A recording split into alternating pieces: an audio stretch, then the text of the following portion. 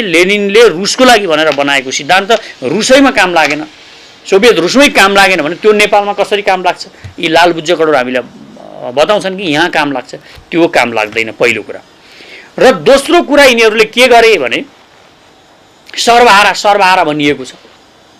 सर्वहारा यो देशमा को छ? सर्वहारा यो देशमा जति पनि कम्युनिस्टहरू सर्वहारा भनेर नारा दिन्छन्, यो देशका उद्योग धन्दाहरू सबै काङ्ग्रेस र कम्युनिस्टले मिलिमिली बेचे। आफ्नो शासन सत्ता कति वर्ष यो देशमा कम्युनिस्टहरू शासन सत्तामा गए, यिनीहरूले एक दिन पनि तपाईँ एकचोटि विचार गर्नुहोस् एउटा पनि कारखाना यिनीहरूले खोले?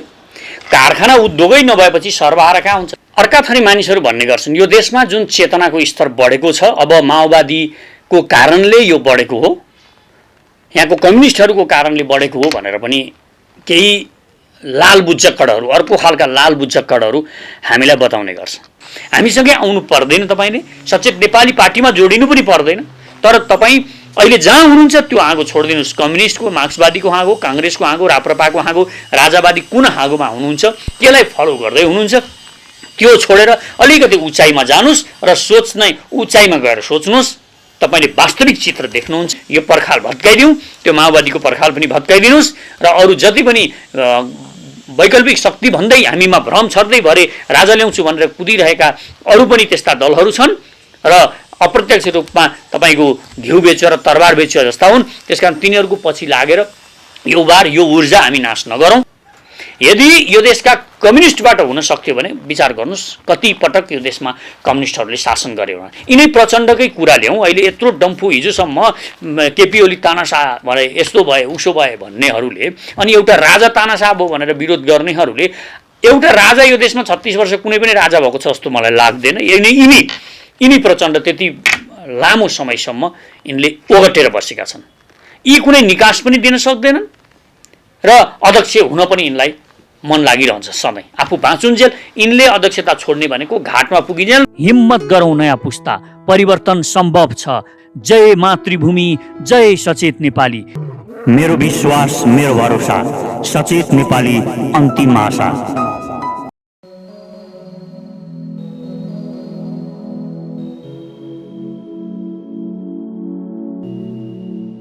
नमस्कार, यहाँ सबैलाई स्वागत छ। म पुण्य प्रसाद प्रसाई।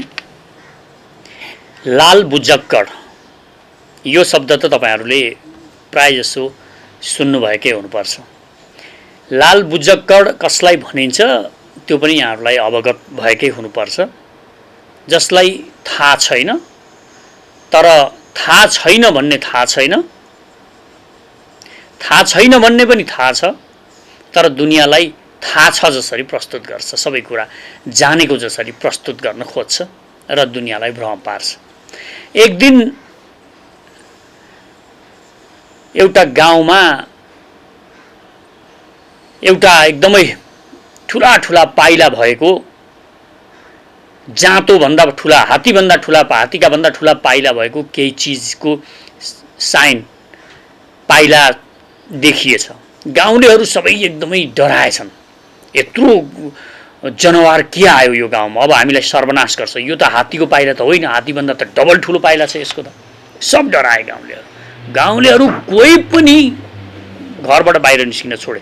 गाउँघरका सारा कामहरू ठप्प भए, कोही काम गर्नै निस्किँदैन। गाउँको अर्थतन्त्र चाहिँ नि एक किसिमले भन्ने हो भने फ्रिज भयो।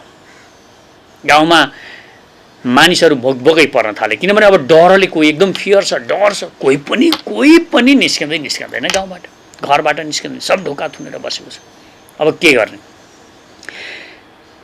एक दिन म यो पत्ता लाउँछु भनेछ एउटा लाल बुज्जक्कडले, जो गाउँमा लाल बुज्जक्कड एउटा जान्ने सुन्ने भनेर ख्याति कमाएको थियो। त्यसले चाहिँ म यो पत्ता लाउँछु यो के को जनावर हो, यो के जनावर हो र यो के उद्देश्यले हाम्रो गाउँमा आयो, यो कति खतरनाक छ, म पत्ता लगाउँछु भनेर ऊ घरबाट निस्किएछ। सबैले विश्वास पनि गरे गाउँलेहरूले, ल पत्ता लगाऊ, हाम्रो गाउँलेको जीवनसँग सरोकारको विषय पनि भयो, तिमी नै अलिकति जान्ने सुन्ने भनेका तिमी नै हौ, तिमीले पत्ता लगाउनु पर्यो भन्ने भइसकेपछि अब गयो लाल बुज्जक्कड गयो र लाल बुज्जक्कडले बेलुका एकदमै रात पारेर लालबुज्जाकट गाउँ आयो, गाउँ फर्केर आयो र उसले सबै गाउँलेहरूलाई जमघट गरायो र जमघट गराएर उसले मैले पत्ता लगाइसकेँ, अब निश्चिन्त हुनुहोस् तपाईहरू, यो हामीलाई खतरनाक छैन भनेर भन्यो। तर गाउँलेहरूले कसैले पनि पत्याएन। ठिक छ, भोलिपल्ट फेरि सभा भयो। भोलि दिउँसो सबै चौतारामा भेला भए। के रहेछ त, कति खतरनाक रहेछ त, हात्तीभन्दा अर्को के ठुलो जनावर आयो त हाम्रो गाउँमा, अब हामीलाई कति खतरनाक हुनसक्छ। यो कुरामा एकदमै चाहिँ नि बहस हुँदै गएपछि लाल सबैको डर नभागेको, एकदमै सब डराइरहेको, यो एकदमै देखिसकेपछि लालबुज्जकरले पहिले योजना गरेकै थियो। उसले भनेछ यो कुनै पनि ठुलो जनावर होइन रहेछ, मेरो घरको जाँतो पनि हराएको थियो, एउटा मृगले चाहिँ खुट्टामा जाँतो बाँधेछ र त्यही जाँतो बाँधेको जाँतो ऊ हिँडेछ र यी पाइला ठुला ठुला देखिएका रहेछन्, वास्तवमै खतरनाकै होइन रहेछ भनेपछि सबै गाउँलेहरू खुसी भएछन् र काम गर्न थालेछन्। गाउँको अर्थतन्त्र फेरि चलायमान भएछ। एकदम हाइहाई भयो लालबुज्जाकरको, अब फेरि पनि हाइहाई भयो। अब लालबुज्जाकरलाई त्यहाँको प्रधान हुन मन लागिरहेको थियो। अब के गरेर प्रधान हुने, उसले धेरै प्रयास गरिरहेको थियो, प्रधान भइरहेको थिएन। गाउँमा फेरि चोरी लाग्न थालेछ, एकदम गाउँमा चोरी लाग्न थाल्यो। अब के गर्ने, सबै जसका घरमा पनि चोरी भएको छ। काहीँ कुनै त्यहाँको ठानेदारले धेरै प्रयास गरौँ, त्यहाँका धेरै मानिसहरूले धेरै प्रयास गरे, चोर पक्राउ परेन। चोरीको मात्रा दिन प्रतिदिन बढेको बढेकै छ। अब के गर्ने, अब लालबुज्जाकरले सबै जाने त अब लालबुज्जाकरैकोमा हो, लालबुज्जाकरमा गयो। अब यो चोरीलाई बन्द गर्नु पर्यो, तिमी नै हो हाम्रो उद्धारक, अब तिमी बाहेक अरूबाट उपाय छैन, यो पुरानो प्रधान पनि काम लागेन, लु के गर्ने। अब एकदम बहस हुँदै गयो र बहस हुँदै गइसकेपछि उसले भनेछ म यो चोरी निर्मूल त गरिदिन्छु, चोरी निर्मूल पार्न सक्ने मलाई आइडिया आइसकेको छ, मसँग त्यो विचार छ, आइडियोलोजी छ, तर यसको लागि मेरो केही शर्त छ। लालबुज्जाकरले भनेछ के शर्त छन्, सबै अब गाउँलेहरू उसका शर्तहरू, लालबुज्जाकरका शर्तहरू मान्नको लागि एकदमसँगले राजी भए। के छन् त तपाईँको, ल भन्नुहोस्, हामी मान्छौँ। सबैले भने। अब सबैले उसलाई मान्छु भनिसकेपछि उसले म यो गाउँको प्रधान हुनु पर्यो, म यो गाउँको प्रधान भयो भने म यो सबै जति पनि यो विकृति विसङ्गति छ, यो चोरी छ, यो बन्द टोटल्ली बन्द गरिदिन्छु, यसको जिम्मा म भए। बन्द गर्न सकिनँ भने मलाई जे कारबाही गर्दा पनि हुन्छ, लालबुज्जाकरले भन्यो। अब लालबुज्जाकरको यो कुरा पनि ठिकै लाग्यो, सबैले प्रधान बनाए, सबैले ताली बजाए, फुलमाला लगाइदिए, लालबुज्जाकर एकदम प्रधान भयो। भोलिपल्टदेखि साँच्ची नै छुमन्तर, चोरी छैन गाउँमा, त चोरी नै छैन। के भयो, अब सबै छक्क पर्न थाल्यो, खास खास खुसखुस हुन थाल्यो। के हो त यो रहस्य, के हो त, यसरी किन चोरी भएन त ऊ हुने बित्तिकै। एकदम यो खोज्दै गइयो र एक दिन त्यहाँको ठानेदारले यो पत्ता लगाउन उसलाई पनि मन लाग्यो, सबैले यो पत्ता लगाउनुपर्छ भने। लालबुज्जाकरले यो म पत्ता लगाएर तपाईँहरूलाई यसको रिपोर्ट पनि दिन सक्छु, यो कसरी मैले चोरी बन्द गरेँ भन्ने कुरा मसँग आइडिया छ, योजना छ, तर यसको लागि तपाईँहरूले अलिक ठुलो परिश्रम गर्नुपर्छ, ठुलो मेहनत गर्नुपर्छ भनेर उसले अरू काम गाउँलेहरूबाट जे काम लाउन सक्थ्यो लाउँदै गयो। र लालबुज्जाकरले अब ठानेदारले नछोडेपछि उसले लालबुज्जाकरले उसलाई भन्यो अब यदि तिमी यो थाहा पाउन चाहन्छौ भने तिमीले मसँग केही लामो यात्रा गर्नुपर्छ। लालबुज्जाकरले ठानेदारलाई लिएर गयो। त्यहाँ पुगेपछि भन्छ भन्दैन, एकदम थाकेर हैरान भयो। अनि बिस्तारै बिस्तारै ठानेदार एउटा यस्तो ठाउँमा गाउँभन्दा यति दूर, यति टाढा उसलाई लिएर गयो ठानेदारलाई कि अब फर्किने पनि सम्भावना नभएको ठाउँमा र त्यहाँ मर्नु र बाँच्नुको अवस्थामा उसले पुर्यायो। अब यहाँबाट फर्किनको लागि कुनै उपाय नदेखेपछि अब म चाहिँ के गर्ने, अब तिमीले भन्ने भएनौ, तिमीले यो रहस्य त नखोल्यौ, रिपोर्ट छ भन्दै लिएर गयो। र अन्तिममा ठानेदारलाई उसले अब यहाँबाट हामी अहिले जहाँ छौँ यति टाढा यस्तो विकट ठाउँमा लिएर गयो कि त्यहाँबाट फर्किने सम्भावना नै छैन। अब यहाँबाट हामी फर्किने तब मात्र सक्छौँ जब मैले तिमीलाई रहस्य खोलिसकेपछि तिमीले यो कुरा गाउँलेहरूलाई मिलाएर भन्छु भन्यो भने मात्र म तिमीलाई मान्छु, यहाँबाट लिएर जान्छु भनेपछि ठानेदार पनि कायल भयो। पहिला विरोधी ठानेदार थियो लालबुज्जाकरको, कायल भयो र तिमीले जे भने पनि मान्छु, तर तिमीले मलाई रहस्य बताऊ, म तिम्रो रहस्यलाई तिम्रो आवश्यकता अनुसार मात्र खोल्छु गाउँलेहरूमा, नत्र म तिम्रो भक्त हुन्छु आजदेखि भनेर थानेदारले भनिसकेपछि अनि उसले भन्यो, त्यो लालबुज्जकरले उसलाई रहस्य खोल्दै कानमा गएर सुटुक्क भन्यो, त्यो चोर मै थिएँ, सबैको मै चोर थिएँ र भनेपछि अब स्पष्ट हुनुहोस्, लालबुज्जकर नै वास्तवमा चोर रहेछ। यो देशका कम्युनिस्टहरू अहिले म यो प्रसङ्ग, यो माओवादीको अधिवेशन जुन सम्मेलन भनिएको छ र छापामार शैलीमा जुन अधिवेशनमा परिणत गरिएको छ त्यसैको प्रसङ्गमा पनि र यो देशमा कम्युनिस्टहरूबाट यो देश बन्छ भन्ने जुन भ्रम हामीलाई छ त्यो भ्रमबाट कसरी मुक्त हुने र यी लालबुज्जकरहरूबाट वास्तवमै यिनीहरूले यो देशलाई, वास्तवमा हाम्रो यो देशका नागरिकहरूलाई यिनीहरूले मुक्त गर्छन् त, यो गरिबी यिनीहरूले निर्मूल गर्छन् त भन्ने प्रसङ्गमा म तपाईँहरूलाई यो जोड्न खोजिरहेको छु। यो देशका कम्युनिस्ट भनेका, यो देशका जति पनि कम्युनिस्टहरू छन्, अहिले तपाईँ सत्तामा भएका, प्रतिपक्षमा भएका, जङ्गलबाट भर्खर आएका हुन् या पुराना कम्युनिस्टहरू, ती सबै यही लालबुज्जकर जस्ता मात्र हुन्। यिनीहरूलाई थाहा पाए जस्तो गर्छन् तर यिनीहरूलाई के थाहा छैन भने यो मार्क्सवादले अबको विश्वमा काम गर्दैन भन्ने कुरा यिनीहरूलाई थाहा छैन र जतिलाई थाहा छ तिनीहरू आफै पुँजीपति हुन्। यिनीहरू सर्वहाराको आन्दोलन भनेर निस्किएका छन्। नेपालका लेनिनको पुस्तक पढेर एकजना लालबुज्जकरले मलाई केही समय अगाडि एकदम तपाईँले दर्शन बनाउनु भयो, सचेत नेपाली पार्टीमा तपाईँले दर्शन विचार बनाउनु भयो भन्नुहुन्छ, तपाईँ के लेनिनका ती पुस्तकहरू तपाईँले पढ्नु भएको छ? उहाँले भन्नुभयो, मैले भने लेनिनका पुस्तक पढ्नुपर्ने कुनै आवश्यकतै छैन, किनभने ती अब डेट एक्सपायर भइसकेका बुक, तीहरू इम्प्लिमेन्टै हुँदैन यो संसारमा। जुन बुक स्वयं रसामा इम्प्लिमेन्ट भएन, लागू गर्न सकिएन, त्यो पुस्तकको सिद्धान्त लागू गर्न सकिएन भने जसले लेनिनले रुसको लागि भनेर बनाएको सिद्धान्त रुसैमा काम लागेन, सोभियत रुसमै काम लागेन भने त्यो नेपालमा कसरी काम लाग्छ? यी लालबुज्जकरहरू हामीलाई बताउँछन् कि यहाँ काम लाग्छ, त्यो काम लाग्दैन पहिलो कुरा। र दोस्रो कुरा यिनीहरूले के गरे भने सर्वहारा भनिएको छ। सर्वहारा, यो देशमा को छ सर्वहारा? यो देशमा जति पनि कम्युनिस्टहरू सर्वहारा भनेर नारा दिन्छन्, यो देशका उद्योग धन्दाहरू सबै काङ्ग्रेस र कम्युनिस्टले मिलिमिली बेचे। आफ्नो शासन सत्ता, कति वर्ष यो देशमा कम्युनिस्टहरू शासन सत्तामा गए, यिनीहरूले एक दिन पनि तपाईँ एकचोटि विचार गर्नुहोस्, एउटा पनि कारखाना यिनीहरूले खोले? कारखाना उद्योगै नभएपछि सर्वहारा कहाँ हुन्छ? तपाईँले यहाँका गरिब किसानहरू, केही किसानहरूलाई देखाएर यिनै सर्वहारा हुन् भनेर गलत, यिनै लालबुज्जकरको अर्थमा तपाईँ बुझ्न पाउनुहुन्न। नेपालमा सर्वहारै छैन, किनभने नेपालमा उद्योगै छैन। नेपालमा धनी मानिस पनि छैनन्। केही मानिसहरूसँग धन छ जो क्रिएटिभ काम गरेर यहाँ कोही पनि धनी भएको छैन। पहिलो कुरा यो बुझ्न जरुरी छ।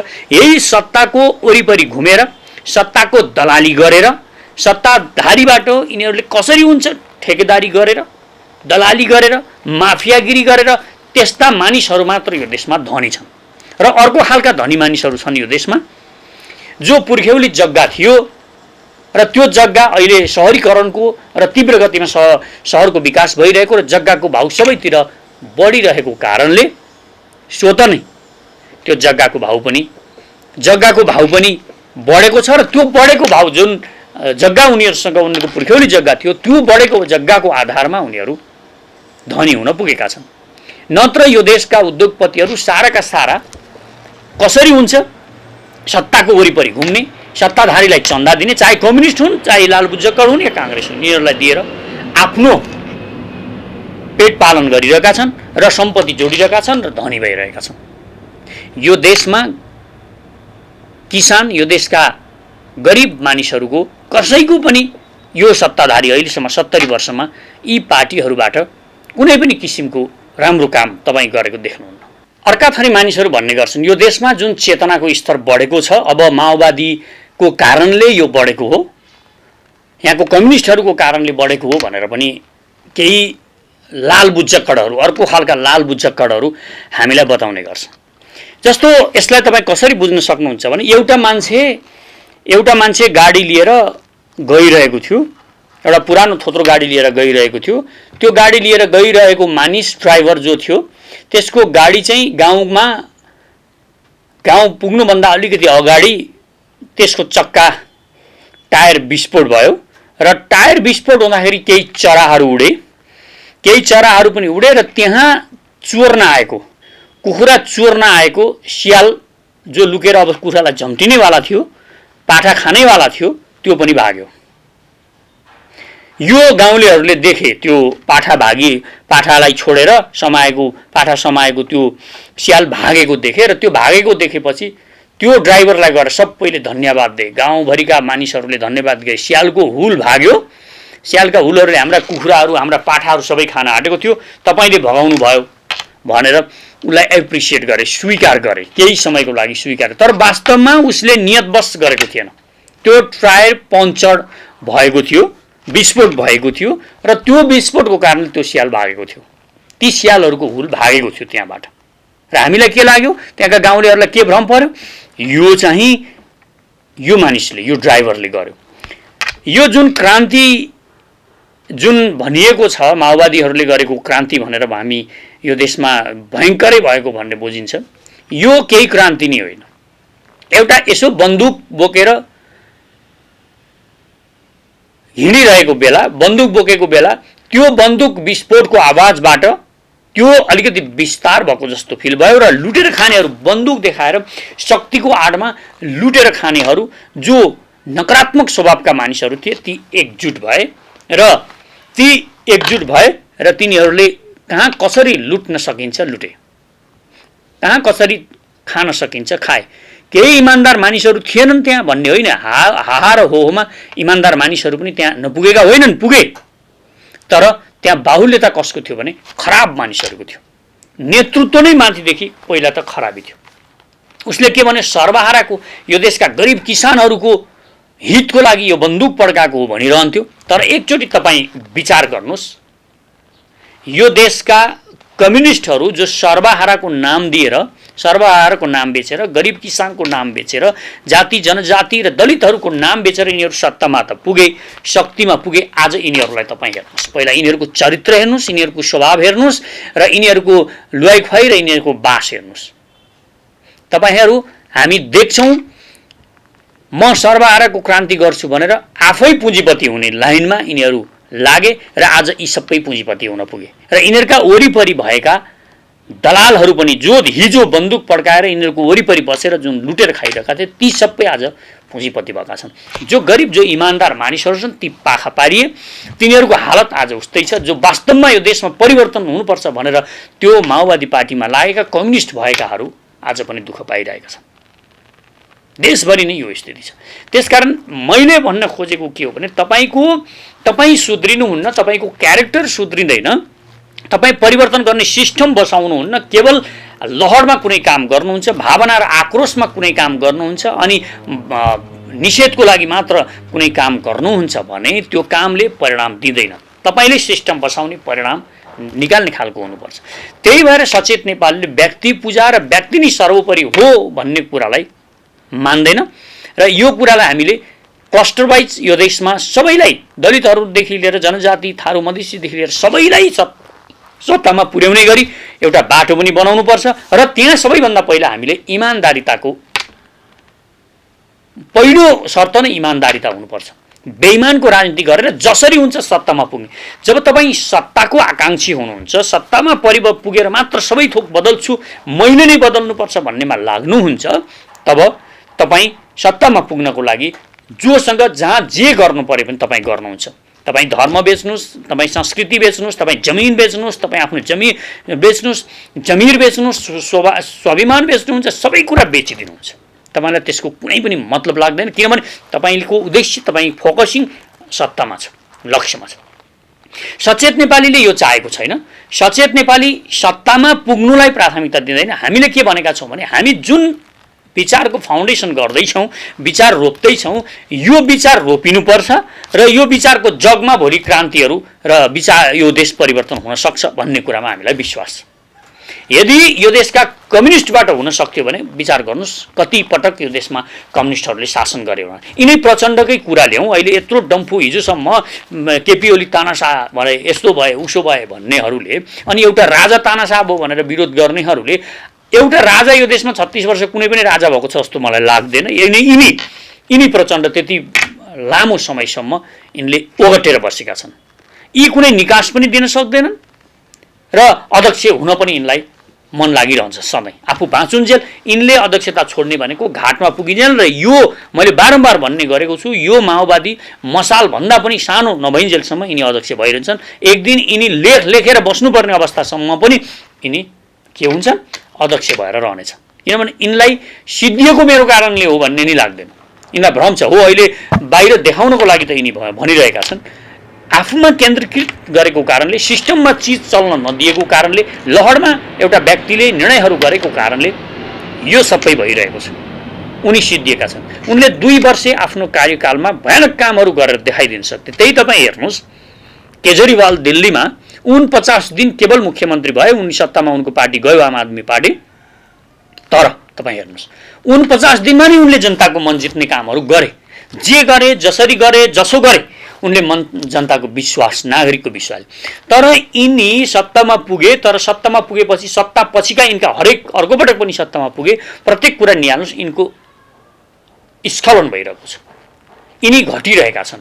र अब तपाईँ हेर्दै जानुहोस्, अहिले अति दक्षिणपन्थी, देशघाती, राष्ट्रघाती सन्धि गर्ने जो खुल्लम खुल्ला उनकै सभामा गएर एमसिसीको पक्षमा भोट मागिरहेका छन्, त्यहाँ कन्भिन्स गरिरहेका छन् कि यो राष्ट्रघाती होइन, म कहिले राष्ट्रघात कहाँ गर्छु भने। जबकि महाकाली जस्तो राष्ट्रघाती सन्धि गर्ने, रातो कार्पेटमा चढेर गएर सन्धि गर्ने यिनी शेरबहादुर देउवा हुन्। आफूले राष्ट्रघात गरेको थाहा नपाएर यिनले भनिरहेका छैन। यिनलाई थाहा छ, अब चेतनमा यिनलाई थाहा छ राष्ट्रघात गरेको छु। त्यो राष्ट्रघात उनी राष्ट्रघात नभनिकन फेरि अर्को राष्ट्रघात गर्न तयार भइरहेका छन्। र यस्ता मानिसहरूलाई बनाउने नि त्यही कारणले हो। प्रचण्डले अब गर्न सक्छन् भन्ने कुरामा मलाई एक रत्ती विश्वास छैन। ती ताली बजाउनेहरू, तपाईँ हेर्नुहोस्, अधिवेशनमा सम्मेलन भनेको छ, एकदम द्रुत गतिमा अधिवेशन भनेर त्यसैलाई परिणत गरिएको छ। एउटा लहरमा दस्तावेज बाँडेको छैन, उनको विचार के हो थाहा छैन। उनलाई अध्यक्ष बनाउन र त्यसलाई निर्वाचन आयोगमा, केवल निर्वाचन आयोगले यो अनिवार्य गरेको कारणले मात्र उनी त्यहाँ अधिवेशन, त्यसलाई अधिवेशन भनेर भनेका छन्। र उनलाई यति हो टिको लाएर उनलाई अध्यक्ष भन्ने हो, एउटा उनले मन पराएको मान्छेलाई महासचिव भन्ने हो। अरू कुनै त्यहाँ भोटिङ हुनेवाला छैन, केही हुनेवाला छैन, केही पनि हुनेवाला छैन। यो एक किसिमको तानाशाहीको चरम उत्कर्ष हो, जुन मान्छेमा मैले गर्नुपर्छ, गर्छु भन्ने एउटा जुन शक्ति गइसक्यो, सबै कुरा गइसक्यो, मन छ, अरू सबै कुरा गइसक्यो। अब के गर्नुहुन्छ तपाईँ? जवानीमा, भारी जवानीमा तपाईँले गर्नु भएन। भारी जवानीमा जुन बेला गर्न सक्नुहुन्थ्यो त्यो बेला गर्नु भएन। अब जुन बेला गर्न सक्नुहुन्न तपाईँ चमकदमक गर्नुहुन्छ। तपाईँको चमकदमक, अहिलेको प्रचण्डको चमकदमक भनेको त्यो बाँदरको चमकदमक जस्तो मात्र हो। बाँदरले एउटा सिंहले उसको बच्चा समाइदियो भने अब के गर्ने? बाँदर यता उफ्री पाफ्री गर्ने हो, एउटा रुखबाट अर्को रुखमा हाम फाल्ने हो, ग्याङ्गा र गुँ गर्ने हो, तर बच्चा खोज्न जाने हिम्मत त छैन उसमा। अहिले प्रचण्डको हालत त्यस्तै छ। उनीसँग न उनकै पार्टीको विश्वास छ। उनका पार्टीमा अहिले ताली बजाउनेहरू, त्यो महाधिवेशनमा तपाईँ हेर्नुहोस्, 100 जना पनि गतिलो जिल्लाबाट आएको लिडर त्यहाँ छैन। 100 जना पनि छैन। त्यहाँ त यसो ती समर्थकहरूलाई ल्याएर, भरोटेहरूलाई ल्याएर ताली बजाउन मात्र प्रयोग गरिएको छ। त्यो हल त्यति सानो हल भर्न पनि भनेपछि विचारविहीन त्यो पार्टीमा अब भविष्य, पार्टीको पनि भविष्य छैन।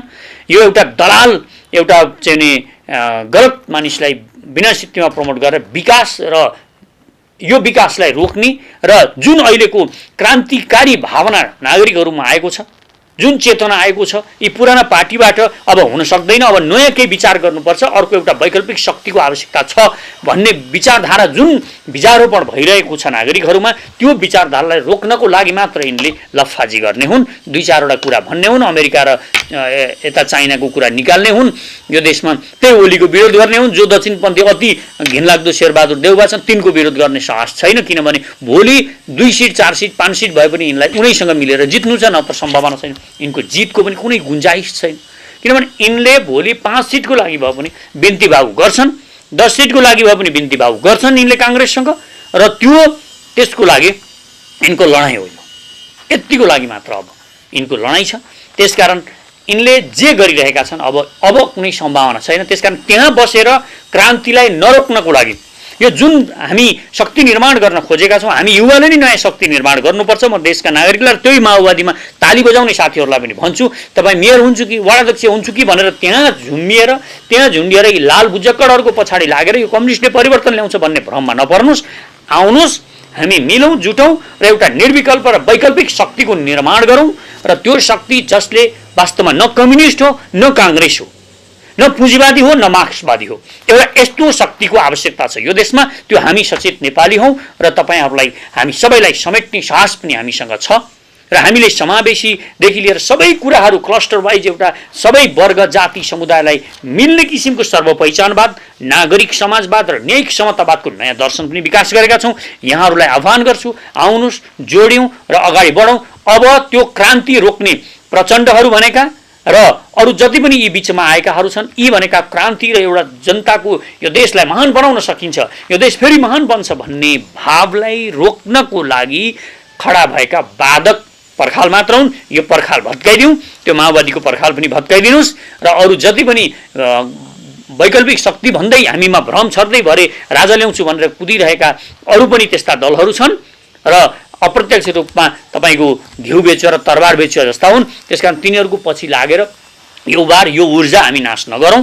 हामी यसलाई क्रिएटिभ तरिकाले यो देशमा राजनीतिक शुद्धिकरणको लागि बेइमानीको राजनीति गर्नु पर्दैन, इमानको राजनीति गर्न सकिन्छ। सत्ताको लागि मात्र राजनीति गर्ने होइन, राजनीति भनेको सेवा हो र यो जनतालाई सुशिक्षित गराउन, चेतनशील बनाउनको लागि पनि राजनीति गर्नुपर्ने हुन्छ।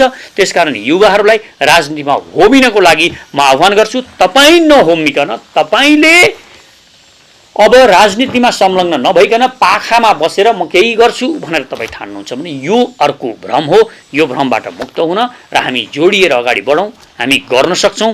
हामीभित्र अद्भुत क्षमता छ, तपाईँ हरेकभित्र एउटा त्यो अपूर्व क्षमता छ, तपाईँ डाइनामिक हुनुहुन्छ, युनिक हुनुहुन्छ, तपाईँ नयाँ तरिकाले सोच्ने शक्ति छ। सोचौँ, नयाँ तरिकाले सोचौँ। नयाँ अब पुरानो हाँगो नछोडिकन तपाईँ उड्न सक्नुहुन्न। माओवादी हाँगो, काङ्ग्रेसी हाँगो, कम्युनिस्टको हाँगो छोडिदिनुहोस्, तपाईँ उड्नुहोस् आकाशमा। कमसेकम एकपटक स्वतन्त्र भएर हेर्नुहोस्। स्वतन्त्र भएर हेरिसकेपछि तपाईँले देख्नुहुन्छ हामी के भन्न खोजिरहेका छौँ र अरू के भन्न खोजिरहेका छन्। एकपटक हाँगो छोड्ने साहस गर्न म सबैलाई अनुरोध गर्छु। त्यो बसेको ठाउँबाट ठाउँ सर्न र त्यो ठाउँबाट अलिकति उचाइमा गएर हेर्न लागि मात्र। कसैसँग अहिले हाम्रै फलोअर पनि हुनु पर्दैन, हामीसँगै आउनु पर्दैन, तपाईँले सचेत नेपाली पार्टीमा जोडिनु पनि पर्दैन। तर तपाईँ अहिले जहाँ हुनुहुन्छ त्यो हाँगो छोडिदिनुहोस्। कम्युनिस्टको, मार्क्सवादीको हाँगो, काङ्ग्रेसको हाँगो, राप्रपाको हाँगो, राजावादी कुन हाँगोमा हुनुहुन्छ त्यसलाई फलो गर्दै हुनुहुन्छ, त्यो छोडेर अलिकति उचाइमा जानुहोस् र सोच्नै उचाइमा गएर सोच्नुहोस्। तपाईँले वास्तविक चित्र देख्नुहुन्छ। हवस् त वास्तविक चित्र हेरौँ र अनि आफै निर्कुल गरौँ कहाँ जानुपर्छ, के गर्नुपर्छ, कसरी देश परिवर्तन गरिन्छ। तपाईँसँगै आइडिया छ, तपाईँसँगै विचार छन् र आफ्नै विचार प्रयोग गरौँ। तपाईँको आफ्नै विचार प्रयोग गरेर हामी अगाडि बढौँ। युवाहरूलाई मेरो अनुरोध छ। हवस् त, नमस्कार, धन्यवाद। हे वीर गोर्खालीहरू हो, कसैको गुलाम भएर बाँच्नुभन्दा त छातीमा गोली थापेर मर्नु निको हो। शक्तिशाली र समृद्ध नेपालको नवनिर्माणका लागि सचेत नेपाली। आदरणीय दिदीबहिनी तथा दाजुभाइहरू, नमस्कार। नेपालको अस्तित्व नै खतरामा परेको यस संवेदनशील घडीमा विदेशी दलाल, भ्रष्ट र घुसखोर माफियाहरूको भण्डाफोर गर्दै देशभक्तिको भावना नेपाली जनजनमा पुर्याउनु अति आवश्यक भएपछि हामीले सर्वपहिचानवाद, नागरिक समाजवाद र समतावादको नयाँ सिद्धान्त आविष्कार गरेर सचेत नेपाली पार्टी गठन गरेका छौँ। निर्वाचन आयोगमा दर्ता भएर सचेत नेपाली पार्टीले चुनाव चिन्ह पनि प्राप्त गरिसकेको छ। साहसको प्रतीक सिंह यस सचेत नेपाली पार्टीको चुनाव चिन्ह हो। आज हाम्रो देशले कुनै पनि क्षेत्रमा प्रगति गर्न नसक्नुको मुख्य कारण भनेको अहिले हाम्रो देशमा जति पनि पार्टी छन् तिनले सही सिद्धान्त अंगीकार गर्न सकेका छैनन्। उनीहरूले अँगालेको विचार र सिद्धान्त नै गलत छ। एउटा रुटको गाडी चढेर अर्को स्थानमा कहिल्यै पनि पुग्न सकिँदैन। गलत सिद्धान्तबाट सही परिणाम आउँदैन। गलत विचारले पदलोलुप, विदेशी दलाल, लुटेरा, पाखण्डी र भ्रष्टहरू नै जन्मन्छन्। किनकि फरक परिणामका लागि फरक विचार चाहिन्छ। उड्न चाहनेले बसेको हाँगो छोड्ने साहस गर्नुपर्छ। त्यसैले 70 वर्षदेखिका भ्रष्ट र विदेशी दलाल, पुराना पार्टी र तिनका नेताको भण्डाफोर गर्दै नेपाल र नेपालीको लागि 21औं शताब्दीको सुहाउँदिलो नयाँ विचार सर्वपहिचानवाद, नागरिक समाजवाद र समतावादका नयाँ सिद्धान्त प्रतिपादन गरेर तीव्र गतिमा फैलिरहेको वैकल्पिक शक्ति हो सचेत नेपाली पार्टी। र आउनुहोस् जुटौँ, हिम्मत गरौँ, हामी सानो छौँ तर हामी शक्ति हौँ। यो देशमा आमूल परिवर्तन हाम्रै हातबाट गर्नु छ। परिवर्तन सम्भव छ र त्यो हामीले नै गर्नु छ। यो देशले तपाईँ हामी जस्ता सचेत युवाहरूलाई पर्खिरहेको छ। यदि तपाईँ हामीसँग हातमा हात र आवाजमा आवाज मिलाएर यो देशको नवनिर्माणको यो महाअभियानमा सक्रिय बन्न चाहनुहुन्छ भने हामीसँग सचेत नेपाली पार्टीमा जोडिनुहोस्। हिम्मत गरौँ नयाँ पुस्ता, परिवर्तन सम्भव छ। जय मातृभूमि, जय सचेत नेपाली। मेरो विश्वास, मेरो भरोसा, सचेत नेपाली अन्तिम आशा।